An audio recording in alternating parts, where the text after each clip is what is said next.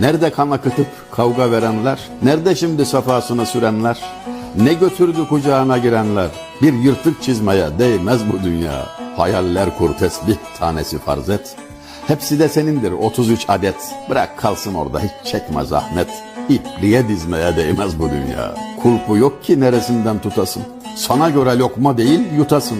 İçine gireni Allah kurtarsın. Üstünde gezmeye değmez bu dünya. Gel gitme kal desem kalamazsın ki. Ortadan böl desem bölemezsin ki. Git tekrar gel desem gelemezsin ki. Aldanıp azmaya değmez bu dünya. Almak satmak tapu senet nafile. Toplayıp yığdığın servet nafile. Sıla nafiledir gurbet nafile. Yağmaya tozmaya değmez bu dünya. Sınırlar çizilmiş konulmuş yasak.